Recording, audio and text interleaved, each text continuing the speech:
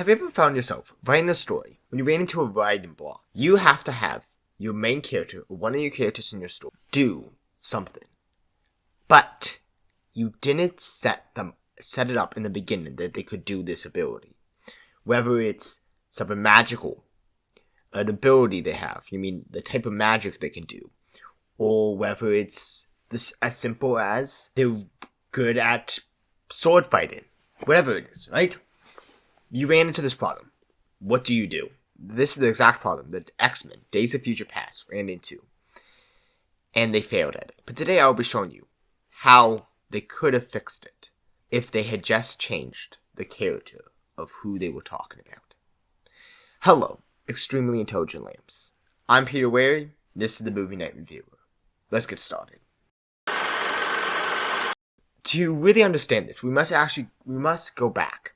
This is the first educational video that I'm talking about that I actually have to go back and not just do one movie, but the whole series. So I'm gonna have to go back to 2000 when the first X-Men movie came out and the first appearance of Kitty Pryde. Now, you guys have probably heard a lot of people talking about this before, about how X-Men Days of Future Past gave her new abilities. But I'm going to explain what's wrong with this, right? Kitty Pryde was shown to have one ability. Strong ability, but it's her ability. And that is to phase through walls, phase through stuff. She can walk through walls. Don't actually remember how she does it. I don't even know if they actually explain it. That's her ability. It's kind of how the X-Men work. That's their ability. But basically what happens is, for the first 3 movies, they set up, that's her ability. And she's pretty good at it. She can escape a lot of people with using this ability. But what happens is, then we come to Days of Future Past. They run into an issue. They need a character to be able to send someone to the past. But through the movies, they never set up a character that could do that. The problem is, instead of finding a character that could make sense with those abilities, which I will show you one, instead they choose to use Kitty Pryde, who doesn't have those abilities at all, and her abilities do not work with that. So quickly, let's go through and give the obvious. What's wrong with that? The simple thing of what's wrong with that is, as I talked about in my previous video, talking about Inception and how it does a great job setting up its mystical, or in that case, scientific elements. And this is more magical elements. Even that's kind of scientific a little bit in this too. The thing with what made that work is that in the beginning of the story, they set up what was happening. You can go into dreams. These are how the dreams work. If you die in the dreams, this is what happens. They set that all up in the beginning minutes of the movie. In this one, as I said before, we're going back to multiple movies. So yeah, technically in the beginning of this movie, they do set up from the very beginning, this is how her powers works. And this is how it works. There you go. You're good, right? Set, right. But the problem is, that only works when it's a solo film, when it's not a bigger universe. The problem with this is that they set up 3 movies explaining what her abilities are. And those abilities being, she can phase through walls. So suddenly, now she has the ability to use this energy to causes their minds to go back into their previous bodies. Now, does this work at all with her character? No, because it makes no sense why someone who could phase through walls could also somehow use this magic to make people go back in time. It doesn't work. And the problem with this is that it gets your audience to stop thinking like this. If this character can do something new, what about the other characters? Is there any other characters who can do something new? Can you have a character, why is he even a threat? Because maybe there's a character who can be like Magneto in a way, but with the Sentinels and be able to crush them. Boom, good. You can just set up that and the problem is fixed. That's the problem with randomly giving people new abilities, because then it leaves the door open, so now it's not believable anymore, because anyone can have these abilities. Anyone can randomly have an ability that doesn't work, because you already set up someone else that have a new ability. Why can't you set anyone else? I mean, why not? It makes no sense why you couldn't with that. That's the problem with that decision, is that it leaves this idea of, it pulls you out of the story now, because you start thinking, wait a second, but so anyone can have new abilities. That's the problem. Now, I promised you I would find a way to fix this, right? And it's easy. We're gonna go back to the beginning. Who is basically the main character, besides Wolverine, in the first 3 X-Men? Yes, Jean Grey could also probably, I could easily find a way to make Jean Grey, but the fact of the matter is she's already dead. But there's another character.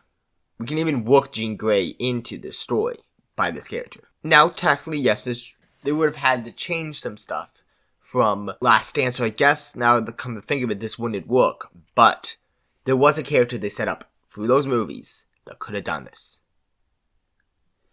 And that is Rogue. Rogue can get other people's abilities. All she has to do is touch them, and then boom, she has their abilities. So all you would have to do is just make sure that she still has her abilities. Spoiler for The Last Stand, even though a lot of people don't want to watch that movie anyways. But yes, Rogue loses her abilities. She chooses to give them up. And basically, if instead of doing that, what we could have had is she still has her abilities, right? Then from Last Stand to Days of Future Past, you could just have it so you can just say, hey, she met someone along the way and touched them, and she has their abilities to bring people back into the past. Would it be a cheap way to get away with it? Yes, but it would work. You can even use Jean Grey, right? You can say that she touched Jean Grey and she has Jean Grey's abilities now. Now, you can just say that, well, yeah, Jean Grey had the ability to do that. Boom, you fix the problem. The problem is, you have to pick if you're going to do something like this and bring in new characters, you have to pick characters that work. Hey guys, Future Peter here. So, when editing this video, I noticed that they actually put out a cut of Days of Future Past that has Rogue in it. I don't know what she does in the movie, but you never know. My theory might actually come true, and they actually thought of that before and made a cut. She was the one who could actually make people go back in time. So, I thought that was really cool. I haven't seen that movie yet. I will watch that version of the movie sometime and tell you my thoughts on it. But overall, it looks like they might have already thought of my idea. Again, as I talked about in my video on Inception, the reason why the whole thing with suddenly making it so you can die in these dreams work is because in the beginning of the movie they set it all up. The reason why the whole thing about having 3 dreams work is because you set up in the beginning of the movie.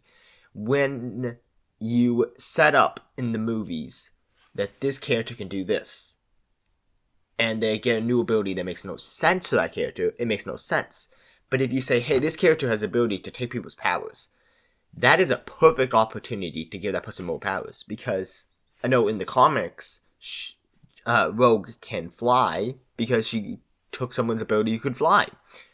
There we go.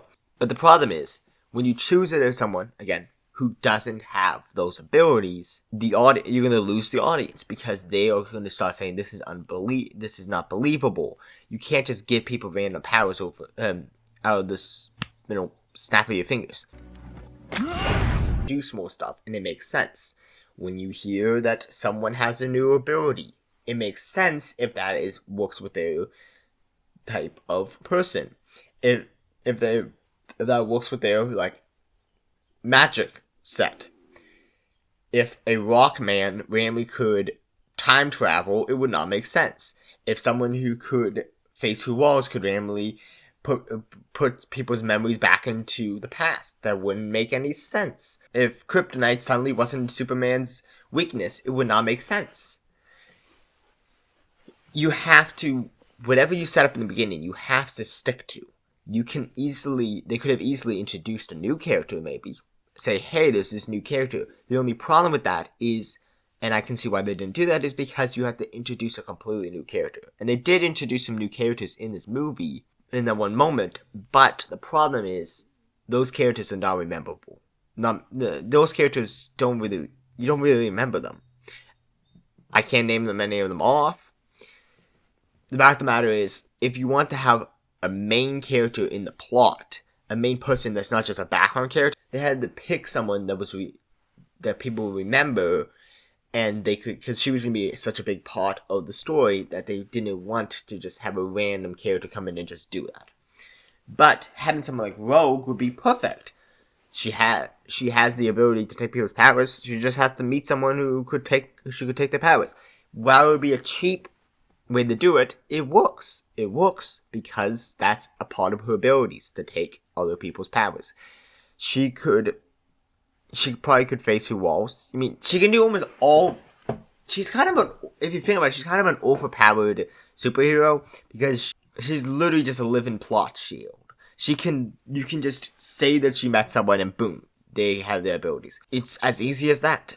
But the only thing is, the fact of the matter is, it would have worked better because while it would seem like a very cheap way to go about it, it's way better than trying to get someone who doesn't have those abilities to suddenly manifest these abilities.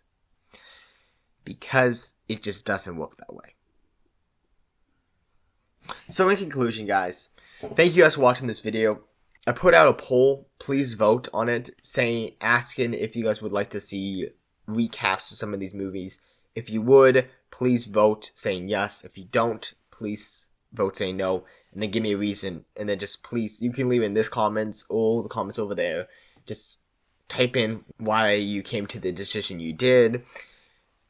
If I get a big amount of people who I really want to see these recaps, I will start trying to put out these recaps. Because I want everyone to be able to see these videos, but I get it. Some people cannot watch really long videos. So yeah, I can understand why someone would want just a 3-minute quick recap, just saying, going through and saying, this is what we talked about in this movie, and this is what we talked about in this episode.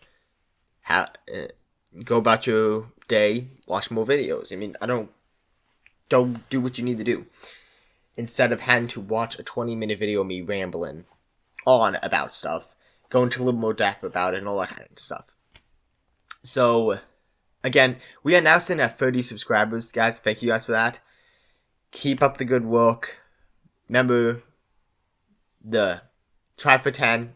Get at least 5. Thank you guys for watching. This has been the Movie Net Reviewer. Peter Wary, signing off.